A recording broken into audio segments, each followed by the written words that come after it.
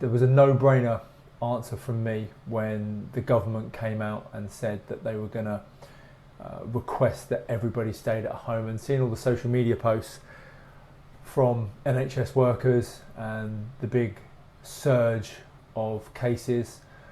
It was a decision that actually I didn't make by myself. We're a family business, and my mum and dad are also directors of the company. Ironically, one of my biggest competitors in the area, we got in touch with each other and we made a combined decision that the right thing to do was to close. And that's because from a workshop perspective and a key handover perspective, we deal with 20 to 50 cars a day each. So there's quite a lot of turnover of vehicles, and in the current climate where it is such a grey area, it's a very difficult place for an employer to be, because you're responsible for your staff, and if you're placing them in a position where effectively they could be harmed or cause harm, then I think you've got to take the moral high ground, and you have to make that decision very early on. Now the government made a decision on the 22nd, I think it was, on the Monday night, 8:30 p.m, and by 9 p.m, me and my business competitor had been in a conversation, and we'd made the right decision that we should shut down the following day, and that's what we did. We engaged with our team, gave them a new policy in the workplace for COVID-19 and how that should be dealt with, and we made the decision to close on the Tuesday at 5:30. Now obviously in that time period there was a lot of customers, almost 3 weeks worth of work that we had to deal with. I had to reschedule, and we had to then take priority on the workshop bookings. Have we got a key worker in? Have we got someone that's essential that is going to be needed during this pandemic? So we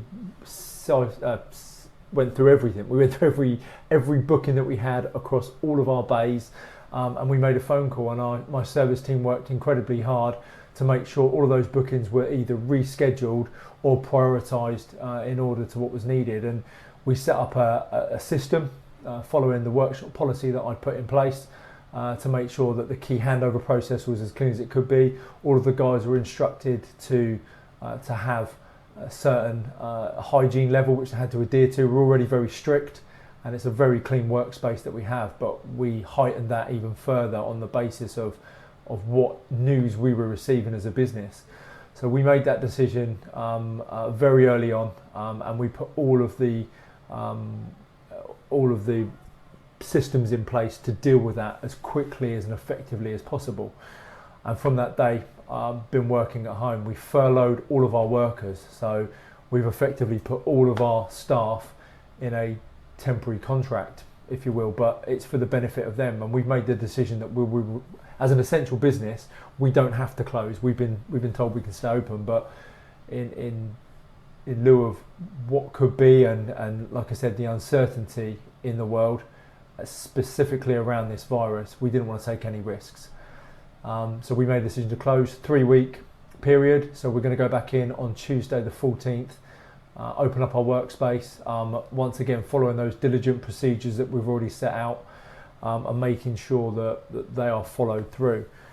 I don't know how it's going to affect our business moving forward. It's very difficult to say this early stage. We've already got a system in place where people can do an online booking into the workshop, direct into the workshop, and I can monitor this from home where I'm currently working. All of the calls have been diverted to me, so if we get any inquiries from clients, and if they are key workers, I'm working behind the scenes to ensure they're being looked after. In the period that we've been closed, we've put 3 key workers back on the road, and I said we're not trying to advertise that and trying to model that we're model human beings. We're just trying to do the right thing at the right time, and that is it. If a key worker needs us, there's a divert on the website.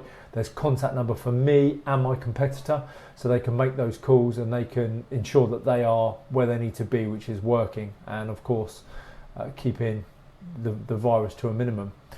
Now, who knows how long this is going to last, and who knows the long-lasting effects of this in the community, in the world. You know, we want to protect our employees, and we want to make sure that they stay safe. But you know, do I have to wait for them to get tested? Do I, to provide safety to people wanting to use us? Do I provide a certificate to say that that we're clean, that we're safe? But then again, how do we regulate virus coming in? There's a lot of questions that still need to be asked.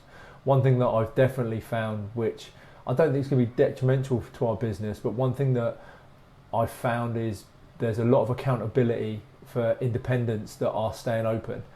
How much risk they're putting on their staff, how much risk they're putting into the community, and how much extra strain are they putting on the NHS. Now, appreciatively, there needs to be somebody open to keep key workers open, but the system that we're using, where we're staying open behind the scenes and offering a one-to-one service through a really diligent hygiene service, is no different. What I can see is people are profiting from this, where they're seeing the bigger guys are closing down for the right reasons, and they're staying open and they're creaming off the back. So when we get in, you know, people have got their own agendas, and I'm not trying to knock people for having an agenda, but the right thing to do is to uniform and work together as an industry, not just take advantage of the situation, which I feel a lot of businesses are doing, and that's not just in the automotive industry. We put an email out to our clients immediately as soon as we knew we were closing. The Tuesday morning when we knew we were going to be shutting at 5:30, I sent an email out. I've had a fantastic response. Loads of people have come back and obviously said that they feel we're doing the right thing. You know, they know where we're always going to be there. We've been there for 30 years. We're going to be there for another 30. But they know and they appreciate that what we're doing is the right thing, and it actually gives us a little bit more credibility with our clients, knowing that we're looking out for them and for our staff. Once again, going back to the outlook of the future, how do we know? You know, we don't know where this is going to be a month or 2 months. We don't know where our finances are going to be coming in from. We know that we've got staff wages to pay. We're leaning on the government support, which has been fantastic, and we're using the furloughed scheme to ensure that our workers have a job when we come back. We will probably have to lean on the government for a backed interest-free loan. There are no grants available to us, unfortunately, but we will do whatever is necessary. It's bigger than business. COVID is bigger than business, and we've got to look at individual health, and when health comes into it, we're all in the same boat. So the financial side of it, yeah, it's a huge concern, but I'm not looking at that as an issue at the moment. I think we just take it as it comes, and if it causes issues down the line, we deal with them when they come. Right now, the important thing is health, looking after everybody in and around you, family members, staff, community, and obviously the main thing is, you know, the NHS, following government and what the government are asking us to do. If we're all in it, we should all be in it together. So from an automotive perspective, we're always going to be there, we're going to be strong, and hopefully we'll get out the other side of this together. Thank you for giving me the opportunity to come on to Garage Wire to do this interview. I really appreciate it, and hope everyone stays safe. Stay at home.